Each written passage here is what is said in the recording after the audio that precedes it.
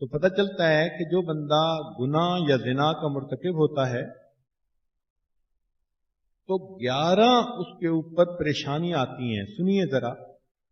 دین میں کمی آ جاتی ہے، علم میں کمی آ جاتی ہے، عقل میں کمی آ جاتی ہے، یادداشت میں کمی آ جاتی ہے، عمر میں کمی، رزق میں کمی، چہرے کے نور میں کمی. یہ 7 چیزیں ایسی ہیں جن میں کمی آ جاتی ہے.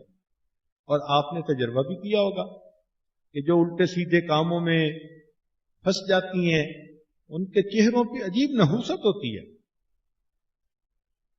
وہ ان کی کریمیں اور ان کے میک اپ اس نحوست کو چھپا نہیں سکتے.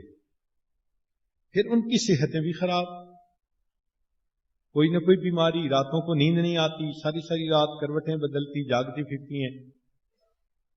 یادداشت میں کمی، بھول بھلکڑ کی بیماری ان کو ہو جاتی ہے، اور اعمال کی توفیق چھن جاتی ہے تو نہ نماز کی پرواہ نہ اور چیزوں کی پرواہ.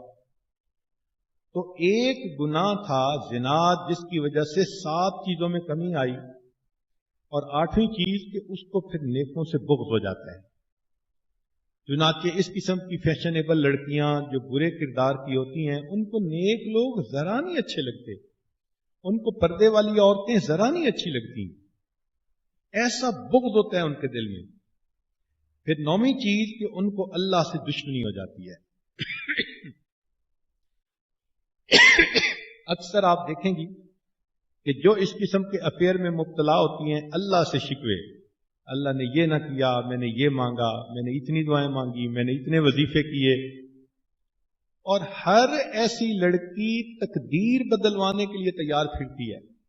جس کو سمجھاؤ کہ بھائی تم کیوں ایسا چاہتی ہو، ماں باپ کی بات مان لو، وہ تمہارے لیے بہتر آپشن ہے، کہے گی نہیں اللہ تقدیر بھی تو بدل سکتے ہیں.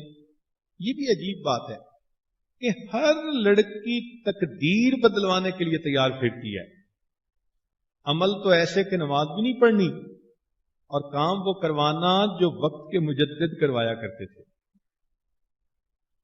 پھر 10ویں بات یہ کہ ایسا بندہ جو زنا کا مرتکب ہوتا ہے اللہ تعالیٰ اس کی دعاؤں کو مردود فرما دیتے ہیں.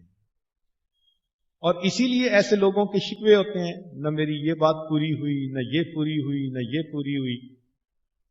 اور 11ویں چیز تو عجیب ہے، حدیث پاک میں فرمایا کہ زناکار بندے کی پیشانی پہ لکھ دیا جاتا ہے یہ اللہ کی رحمت سے دور ہے اور دوزخ سے قریب ہے.